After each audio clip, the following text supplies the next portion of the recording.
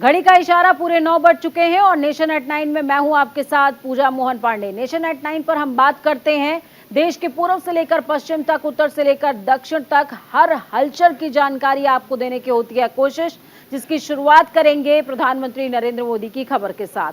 वाराणसी में हो रहे G20 के आर्थिक और सामाजिक विकास मंत्रियों की बैठक का आज दूसरा दिन है, जहां प्रधानमंत्री मोदी आज के कार्यक्रम के दौरान वर्चुअली जुड़ेंगे, जहां उनका संबोधन होने वाला है। वैश्विक आर्थिक विकास के रास्ते में नई चुनौतियों के बीच G20 समिट हो रहा है। फिलहाल वाराणसी में होने वाली बैठक में कई मुद्दों पर चर्चा होनी है। मीटिंग में दुनिया की 20 सबसे बड़ी अर्थव्यवस्था वाले देशों के 500 से ज्यादा डिप्लोमैट्स शामिल होने वाले हैं। वाराणसी में होने वाली G20 की बैठक को कूटनीतिक और सामरिक नजरिए से अहम माना जा रहा है, व्यापारिक नजरिए से खास माना जा रहा है। बैठक के दौरान आर्थिक मंदी, विकासशील देशों पर बढ़ रहा कर्जा, जलवायु परिवर्तन संबंधी समस्या, दुनिया में बढ़ती गरीबी और असमानता, सप्लाई चेन से जुड़ी तमाम समस्याओं जैसे विषयों पर विस्तार से चर्चा की जाएगी। अगली खबर आंध्र प्रदेश से है, जहां केंद्रीय गृह मंत्री अमित शाह ने रविवार को वाईएसआरपी सरकार पर जमकर निशाना साधा है। उन्होंने सीएम जगन मोहन सरकार पर आरोप लगाते हुए कहा कि उन्होंने केवल भ्रष्टाचार किया। उन्होंने राज्य में किसानों की कथित आत्महत्याओं को लेकर पार्टी की आलोचना की। मोदी सरकार के 9 साल पूरे होने के मौके पर जनसभा को संबोधित करते हुए अमित शाह ने आंतरिक सुरक्षा सुनिश्चित करने और दुनिया भर में भारतीयों का नाम रोशन करने का श्रेय प्रधानमंत्री नरेंद्र मोदी को दिया। उन्होंने कहा, यहां जगन मोहन रेड्डी के नेतृत्व में एक सरकार चल रही है। इस सरकार ने पिछले 4 सालों में भ्रष्टाचार और घोटालों के अलावा कुछ भी नहीं किया। वाईएसआरपी के किसान हितैषी सरकार होने के दावों पर सवाल उठाते हुए शाह ने आरोप लगाया कि किसानों की आत्महत्या के मामले में राज्य तीसरे नंबर पर है। उन्होंने कहा कि मुख्यमंत्री रेड्डी को इस पर शर्मिंदा होना ही चाहिए। आगे खबर हिमाचल प्रदेश से है, जहां आज बीजेपी अध्यक्ष जेपी नड्डा लोकसभा चुनावों के मिशन 2024 को लेकर नूरपुर में चुनावी हुंकार भरते नजर आएंगे। जेपी नड्डा पार्टी कार्यालय के उद्घाटन के बहाने मिशन 2024 का शंखनाद करने वाले हैं। अगले साल लोकसभा चुनाव होने हैं और जिला कांगड़ा प्रदेश का सबसे बड़ा जिला है। ऐसे में पार्टी कार्यालय के उद्घाटन के जरिए पार्टी अध्यक्ष कार्यकर्ताओं में चुनावी तैयारी और जीत का मूल मंत्र देने वाले हैं। वहीं आज शाम 7:30 बजे नड्डा हमीरपुर में हिमाचल बीजेपी कोर कमेटी की बैठक लेंगे। बैठक में जेपी नड्डा, केंद्रीय मंत्री अनुराग ठाकुर, पूर्व मुख्यमंत्री प्रेम कुमार धूमल, पूर्व मुख्यमंत्री जयराम ठाकुर, प्रदेश अध्यक्ष डॉक्टर राजीव बिंदल, राष्ट्रीय उपाध्यक्ष सौदान सिंह समेत हिमाचल बीजेपी के तमाम दिग्गज आला नेता शामिल होंगे।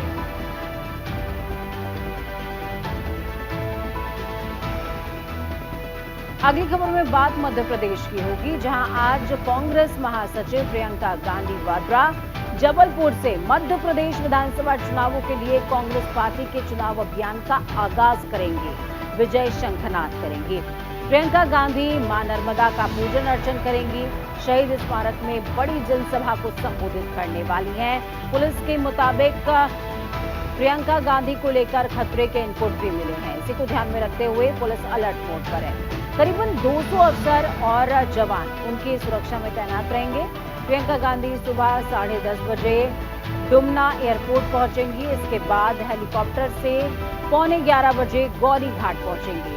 यहां पर प्रियंका गांधी मां नर्मदा का पूजन अर्चन करने वाली हैं। इसके बाद भंवरताल पार्क में गौंड रानी चारा संगपस दुर्गावती की प्रतिमा पर माल्यार्पण भी करेंगे। इसके बाद प्रियंका गांधी 11:30 बजे शहीद स्मारक मैदान पहुंचेंगी, जहां जनसभा को संबोधित करने वाली हैं। इसके बाद दोपहर 1:30 बजे प्रियंका गांधी डुमना एयरपोर्ट से दिल्ली के लिए रवाना हो जाएंगी। खबरों में रुक करते हैं उत्तर प्रदेश की ओर, जहां मुख्यमंत्री योगी आदित्यनाथ और केंद्रीय सड़क परिवहन राजमार्ग मंत्री नितिन गडकरी आज देवरिया आ रहे हैं, जहां शहर के चीनी मिल ग्राउंड पर उनकी सभा होने वाली है। केंद्रीय मंत्री नितिन गडकरी जिले को 6,000 करोड़ से ज्यादा की लागत से 5 बड़ी परियोजनाओं की सौगात देने वाले हैं, जिसके लिए तैयारियां जोरों शोरों से चल रही हैं। 2 महीने के अंदर मुख्यमंत्री का जिले में ये तीसरा दौरा है। वहीं केंद्रीय मंत्री नितिन गडकरी वर्ष 2018 में यहां पर आए थे। इसी दौरान उन्होंने देवरिया बाईपास का शिलान्यास भी किया था। ऐसे में केंद्रीय मंत्री आज इस बाईपास का शुभारंभ करेंगे। इस बाईपास का निर्माण 1,730 करोड़ की लागत से होना है। इसके अलावा वो Salempur bypass, Nawalpur Sikandarpur NH 727B, Salempur Mairwa मार्ग, सेलमपुर से तुमकुही मार्ग NH 727B का शिलान्यास करेंगे।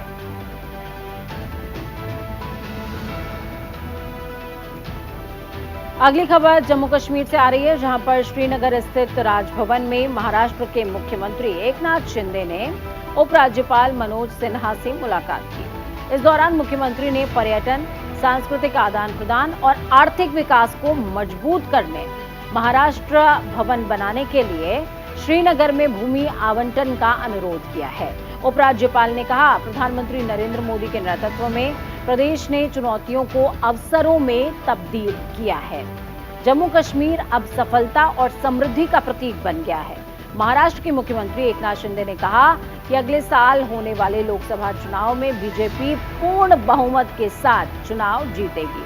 प्रधानमंत्री नरेंद्र मोदी के नेतृत्व में पिछले सारे रिकॉर्ड टूट जाएंगे। उन्होंने कहा, अनुच्छेद 370 हटने के बाद जम्मू कश्मीर के माहौल में काफी तब्दीली है, चेंजेस आए हैं। कई विकास के काम यहाँ पर हो रहे हैं, रोड बन रही है और भारी तादाद में पर्यटन भी यहाँ पर आ रहा है। साथ ही आपको बता दें कि कश्मीर के लिए निवेशक भी बहुत ज्यादा उत्साहित हैं और निवेश भी आकर्षित हो रहा है।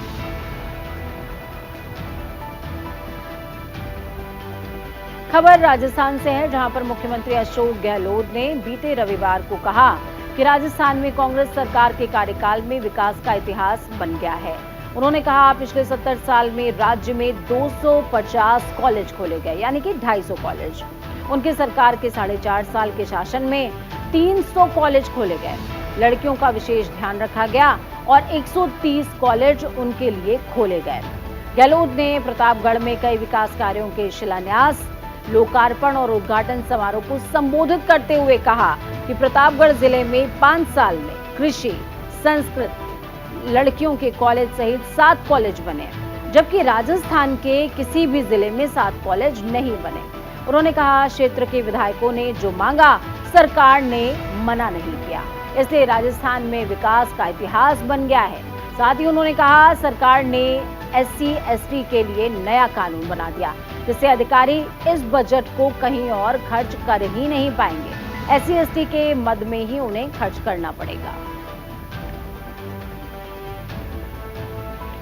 अगली खबर तेलंगाना से है, जहां पर मुख्यमंत्री के चंद्रशेखर राव ने लोकसभा चुनावों को लेकर बीजेपी पर तीखा हमला बोला।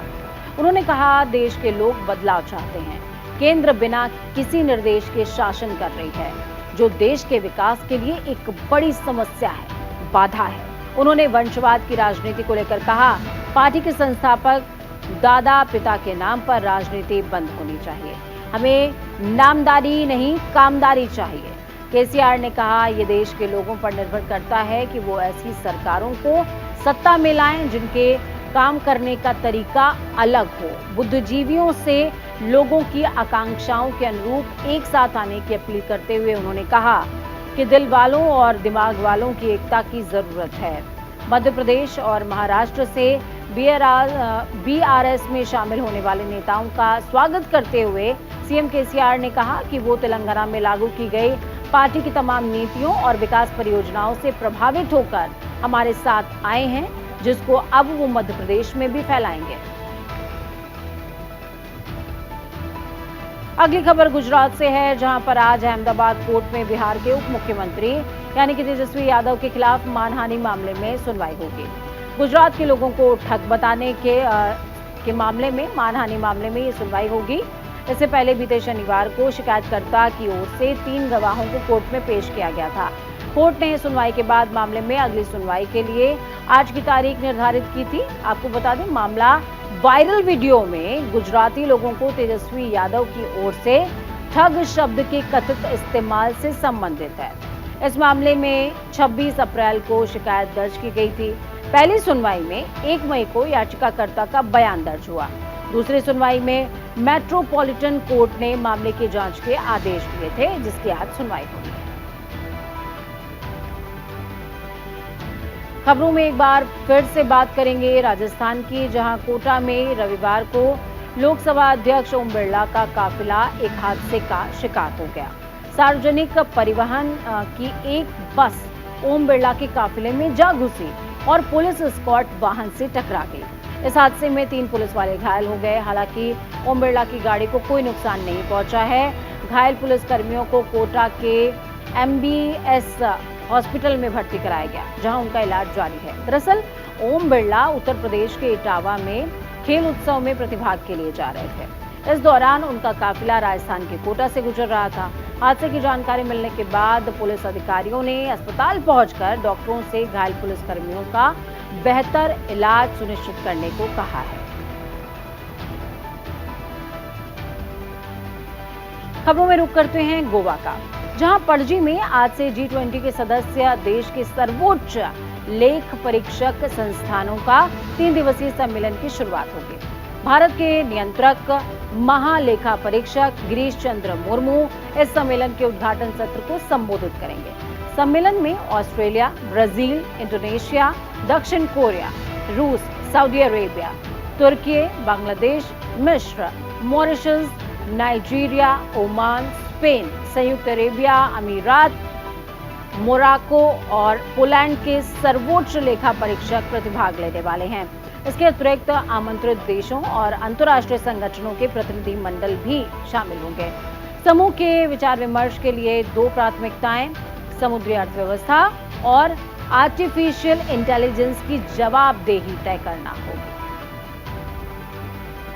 आपको बता दें, भारत के साथ में अगली खबर का रुख करते हुए बात मुंबई की करेंगे। महाराष्ट्र में जहां गाजियाबाद ऑनलाइन गेम के जरिए धर्मांतरण के मामले में फरार चल रहा मास्टरमाइंड शहनवाज मकसूद खान उर्फ बद्दो को उसके भाई के साथ अलीबाग के एक लॉज से ठाणे पुलिस ने गिरफ्तार किया। अलीबाग से गिरफ्तार करके शहनवाज को मुंबई बांद्रा पुलिस स्टेशन लाया गया, जहां उससे पूछताछ की जा रही है। इस दौरान यूपी STF भी मौजूद है। आरोपी को यूपी पुलिस को सौंपा जाएगा। आपको बता दें कि गाजियाबाद में गेम के जरिए एक किशोर के धर्मांतरण का मामला सामने आया था। इसके बाद इस पूरे रैकेट का खुलासा होने के बाद शहनवाज मुंबई भाग गया, जिसको पकड़ने के लिए मुंबई पुलिस लगी हुई थी। आरोपी शहनवाज उर्फ बद्दो ठाणे में रह रहा था, जहां पर गाजियाबाद के रहने वाले एक व्यक्ति ने पिछले दिनों एक शिकायत की थी। इसमें कहा गया कि मौलवी अब्दुल रहमान और बद्दो ने हाल ही में 12वीं की परीक्षा पास करने वाले उनके बेटे का धर्मांतरण कराया था, जिसके बाद पुलिस एक्टिव मोड में आई और बद्दो को आखिरकार गिरफ्तार कर लिया गया। बद्दो की गिरफ्तारी के बाद अब पुलिस ने प्रत्यर्पण का काम यानी कि गाजियाबाद लाने का काम शुरू कर दिया है।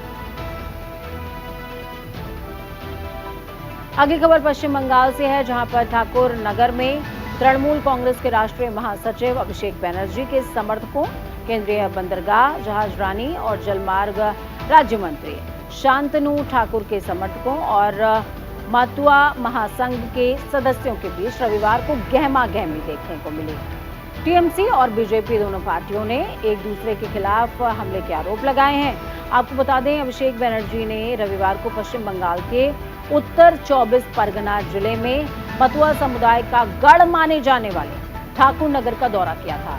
वो ठाकुर नगर स्थित हरिचंद मंदिर पूजा अर्चना करने पहुंचे।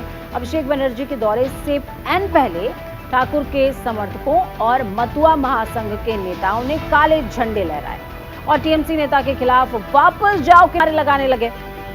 महासंघ के नेताओं ने ठाकुरबाड़ी मंदिर को भी बंद कर दिया, जहां बनर्जी को जाना था। अभिषेक बनर्जी ने इसके बाद पास के एक मंदिर में पूजा अर्चना करी, कार्यक्रम को संपन्न किया। लेकिन वो इस बात से काफी दुखी नजर आए। अगली खबर में बात झारखंड की करेंगे, जहां आज से रांची के दुर्वा झारखंड हाई कोर्ट के नए भवन में सुनवाई शुरू हो जाएगी। कोर्ट के नए भवन में सुनवाई को लेकर सभी तैयारियां पूरी हैं। नए परिसर में सुरक्षा के भी पुख्ता इंतजाम किए गए हैं। हाईकोर्ट के नए परिसर भवन में सुबह 10:30 बजे यानी कि अब से कुछ देर के बाद से ही सुनवाई होने से पहले 9 बजे कई प्रजातियों के पौधे लगाए गए, जबकि दोपहर में कोर्ट नंबर 1 के करीब सेंट्रल लॉबी में वरिष्ठ अधिवक्ताओं के सम्मान में समारोह आयोजित होगा। झारखंड हाईकोर्ट के नए भवन में पहले ही दिन जेट के आदेश के खिलाफ अपील मामले में संविधान पीठ बैठेगी। संविधान पीठ में झारखंड शिक्षा न्यायाधिकरण के आदेश के खिलाफ अपील एकल पीठ में या फिर खंड पीठ में, इसे तय करने के लिए chief justice Sanjay Kumar Mishra, justice Ratnakar Bhengra, justice Anubha Rawat Choudhary, justice Roshan और जस्टिस नवनीत कुमार की संविधान पीठ सुनवाई करेगी। अगली खबर दिल्ली से है, जहां पर बाइक टैक्सी पर सरकार की ओर से लगाए गए बैन के मामले में आज सुप्रीम कोर्ट में सुनवाई होगी। इससे पहले 9 जून को हुई सुनवाई में कोर्ट ने दिल्ली सरकार से कहा था कि आप अपनी याचिका सॉलिसिटर जनरल को भी दें। अदालत ने केंद्र से दिल्ली सरकार की याचिका पर 12 जून तक जवाब मांगा था। आपको बता दें कि दिल्ली सरकार ने फरवरी 2023 में दिल्ली में बाइक टैक्सीज को बैन करने के लिए कहा था, जिसे कैब एग्रीगेटर्स ने दिल्ली हाईकोर्ट में चुनौती दी। केस पर सुनवाई करते हुए कोर्ट ने मामले में अंतिम नीति आने तक एग्रीगेटर्स को सेवाएं जारी रखने का फैसला दिया।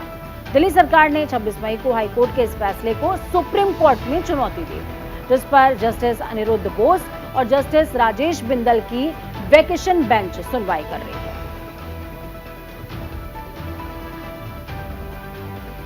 खबरों में रुक करते हैं बिहार की ओर, जहां पटना से रांची के बीच चलने वाली semi high speed train Vande Bharat express का आज ट्रायल रन हुआ। सुबह 6:55 पर यह ट्रेन रांची के लिए रवाना हुई। इस ट्रेन को चलाने के लिए पहले ही लोको पायलट्स को स्पेशल ट्रेनिंग दी गई। ट्रायल रन में दानापुर रेल डिवीजन के टेक्निकल स्टाफ भी शामिल हुए। 9 जून को एक आदेश जारी करते हुए पूर्व मध्य रेलवे ने ट्रायल रन के लिए पहले 11 जून की तारीख तय की थी, लेकिन कुछ घंटे के बाद ही ट्रायल रन के लिए तारीख तब्दील कर दी गई। एक दिन बाद यानी कि 12 जून की नई तारीख सुनिश्चित हुई, जिसके बाद इसकी कॉपी दानापुर, मुगल सराय और धनबाद रेल डिवीजन को भेजी गई।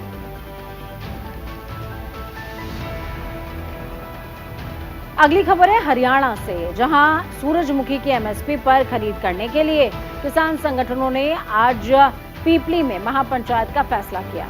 किसान महापंचायत को लेकर ज्यादा से ज्यादा तादाद में किसानों से पहुंचने की अपील कर रहे हैं। इस किसान महासभा में कर्जा मुक्ति, किसान मजदूरों को 60 वर्ष होने पर 6,000 मासिक पेंशन, बिजली बिल 2022 को रद्द करवाने, गृह राज्य मंत्री अजय मिश्र टेनी को मंत्रिमंडल से बर्खास्त करवाने जैसे तमाम मुद्दों को लेकर राष्ट्रीय स्तर पर अन्य संगठनों को लेकर आंदोलन खड़ा करेगी। किसान सभा के दौरान सभी किसान नेताओं ने एक राय से कहा, एमएसपी का मुद्दा किसी एक फसल या एक क्षेत्र का मुद्दा नहीं है, बल्कि सभी फसलों और सारे देश का मुद्दा है। किसान सभा इसे राष्ट्रव्यापी बनाने में अहम भूमिका जरूर निभाएगी। अगली खबर छत्तीसगढ़ से है, जहां पर सीएम भूपेश बघेल ने बिलासपुर शहर को केंद्र सरकार की उड़ान 5 योजना में जोड़ने के लिए केंद्रीय नागर विमानन मंत्री ज्योतिरादित्य सिंधिया को चिट्ठी लिखी है। इस खत में उन्होंने उड़ान 5 योजना में जोड़ने के लिए त्वरित कार्रवाई करने का अनुरोध किया है, जिससे बिलासपुर शहर के लोगों को देश के अन्य भागों में हवाई सुविधा मिल सके और क्षेत्र का आर्थिक विकास हो सके। मुख्यमंत्री ने पत्र में लिखा कि ये जानकारी प्राप्त हुई है कि केंद्रीय विमानन मंत्रालय ने बिलासपुर नगर को उड़ान 5 योजना में शामिल नहीं किया है। बिलासपुर अंचल के लोगों में केंद्र सरकार के इस निर्णय से निराशा और गुस्सा दोनों है। उन्होंने पत्र में इसका हवाला दिया। बिलासपुर राज्य का दूसरा महत्वपूर्ण नगर है। राज्य का उच्च न्यायालय बिलासपुर में होने से यहां नियमित हवाई सेवा की सुविधा उपलब्ध कराया जाना बेहद जरूरी है।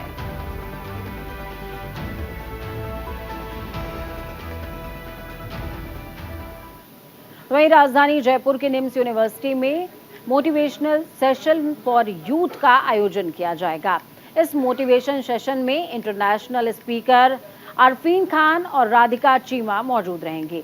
आपको बता दें, Arfeen Khan international motivational speaker हैं, जो कि 52 से ज़्यादा देशों में 25 साल से मोटिवेशनल स्पीच दे रहे हैं।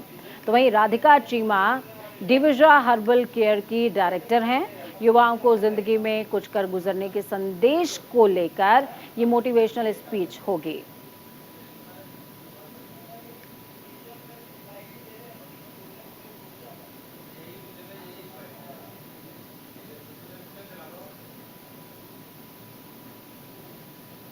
निम्स विश्वविद्यालय के ऑडिटोरियम में एक बहुत बड़ी इवेंट, बहुत बड़े कार्यक्रम का आयोजन किया जा रहा है, जिस कार्यक्रम में अरफीन खान जी, जो कि विश्व प्रसिद्ध लाइफ कोच हैं, वो आकर बच्चों को जीवन के सफलतम गुर सिखाएंगे।